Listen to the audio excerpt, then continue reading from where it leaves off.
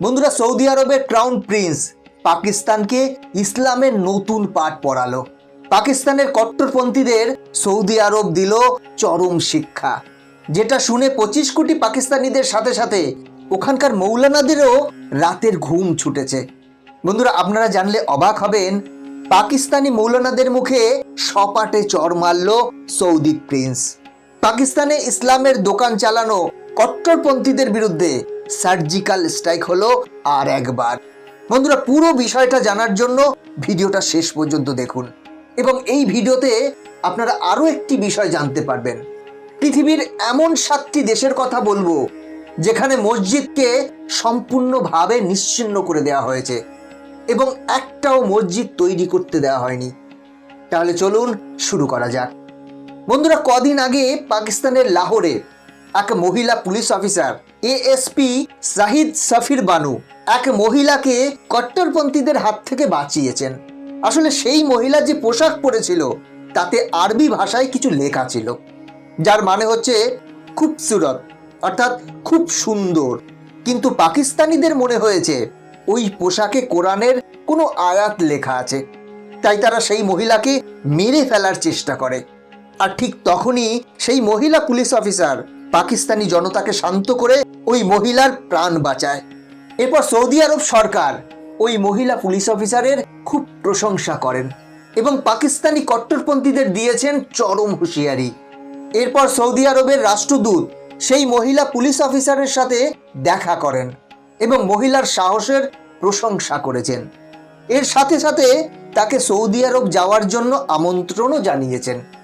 শুধু তাই নয়, তার যাওয়া আসার পুরো খরচও দেবে বলেছে সৌদি আরব এবং তারই সাথে পাকিস্তানের সাথে দূরত্ব বজায় রেখে চলতে চাইছে সৌদি আরব, যেটা পাকিস্তানের জন্য খুবই খারাপ মেসেজ বলেই মনে করা হচ্ছে।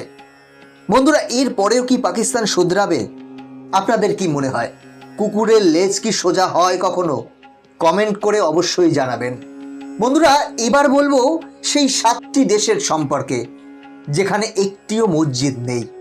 এই 7টি দেশ কেবলমাত্র নয়, আপনারা এটা শুনে অবাক হবেন, আগত দিনে হয়তো ইরানেও একটি মসজিদও বাঁচবে না। কারণ ইরানের এক মৌলানা নিজের মুখে স্বীকার করেছেন যে তাদের মসজিদে এখন আর কেউ নামাজ পড়তে যান না। সেখানে 50%-এরও বেশি মসজিদ খালি হয়ে গেছে এবং সেগুলোকে ইরান সরকার বন্ধ করে দিতে বাধ্য হয়েছে। বন্ধুরা, চলুন এবার এক এক করে জেনে নিই সেই সমস্ত দেশের সম্পর্কে যেখানে একটিও মসজিদ নেই। সর্বপ্রথমেই বলবো ভারতের প্রতিবেশী দেশ ভুটান। ভুটান একটি সম্পূর্ণ মসজিদ মুক্ত দেশ যেখানে একটিও মসজিদ নেই। ভুটানে বসবাসকারী মুসলিমদের সংখ্যা 10,000-এর আশপাশে। এরপরেও ভুটান সরকার তাদের দেশে একটিও মসজিদ তৈরি করেনি। এছাড়া ভুটান সরকার তার নিজের দেশে এমন আইন তৈরি করেছে যে ভুটানে তারা কখনো মসজিদ তৈরি করতে দেবেই না। এমনটা নয় যে সেখানকার মুসলিমরা মসজিদ তৈরির জন্য দাবি করে না। তারা অনেকবার অনেক হরতাল করেছে, অনেক আন্দোলন করেছে যে তাদের মসজিদ চাই, কিন্তু দাঙ্গা হাঙ্গামা হওয়ার পরেও ভুটান সরকার তাদের মসজিদ তৈরি করার জন্য অনুমতিই দেয়নি। কিন্তু অন্যদিকে ভুটানে অনেক হিন্দু মন্দির রয়েছে যা অনেক প্রাচীন, আর ভুটানে কোনো মন্দিরে কোনো প্রকার বাধা নেই। কিন্তু ভুটানে কোনো প্রকার চার্চ বা মসজিদ নির্মাণ হবে না, এটাই সেখানকার নিয়ম। এরপরে আছে দক্ষিণ আমেরিকার দেশ উরুগুয়ে। দক্ষিণ আমেরিকার পূর্ব অঞ্চলে অবস্থিত এই দেশ। এখানের জনসংখ্যা প্রায় 45 লক্ষ। এখানে মিশ্রিত ধর্মের মানুষ বাস করেন। এখানে হাজারো সংখ্যায় মুসলিম পাওয়া যায়। পুরো উরুগুয়েতে 3টি ইসলামিক সেন্টার আছে, কিন্তু কোনো প্রকারের মসজিদ তৈরি করার অনুমতিই এখানে সরকার দেয় না। এই জন্য পুরো উরুগুয়েতে একটিও মসজিদ দেখতে পাবেন না। এখানে যে ইসলামিক সেন্টার রয়েছে সেখানেই মুসলিমরা যার যার মতে ইবাদত আদায় করে। এরপরে আছে স্লোভাকিয়া। স্লোভাকিয়ার নাম আপনারা অনেকেই শুনে থাকবেন। এখানে 2000 সালে যখন স্লোভাকিয়ার রাজধানীতে একটি ইসলামিক সেন্টার নির্মাণের কথা হয়, তখন পুরো স্লোভাকিয়ার মানুষ এর প্রতিবাদে রাস্তায় নেমে পড়ে এবং তারা বলে, আমাদের দেশে আমরা কোনো প্রকার ইসলামিক সেন্টার হতে দেব না। জনতার সামনে ওখানকার সরকার মাথা নত করতে বাধ্য হয়। সরকারের দ্বারাই ওখানে ইসলামিক সেন্টার তৈরির প্রস্তাব খারিজ হয় এবং ওখানকার মানুষেরা সরকারের উপর এমন প্রেসার তৈরি করে যে 2016 সালের 30শে নভেম্বর স্লোভাকিয়ায় একটি আইন পাশ হয়, যে কারণে ইসলামকে ওখানকার অফিসিয়ালি রিলিজিয়ান মানে আধিকারিক ধর্মের দরজা দেওয়া থেকেও আটকানো হয়। এর মানে ইসলামকে স্লোভাকিয়া কোনো ধর্মই মানে না। 4 নম্বরে আছে মোনাকো। মোনাকো একটি ট্যাক্স ফ্রি দেশ। এখানে মানুষদের কোনো প্রকার ট্যাক্স দিতে হয় না। সব থেকে অবাক করার বিষয় হলো এখানে দুনিয়ার সব থেকে বেশি কোটিপতি ব্যক্তিদের আপনি দেখতে পাবেন।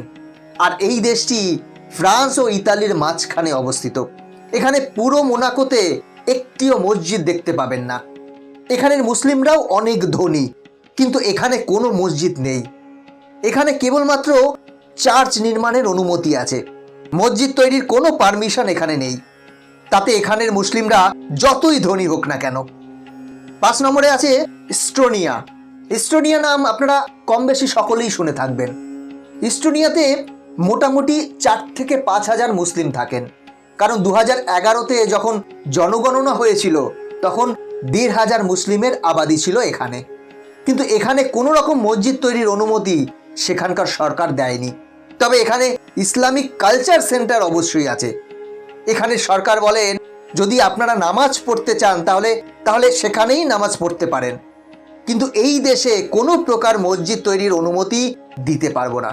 এখানে সাধারণভাবে সুন্নি ও শিয়া সম্প্রদায়ের মুসলিমরা থাকেন, যারা কোনো এক সময় রুশি সেনাতে কাজ করত।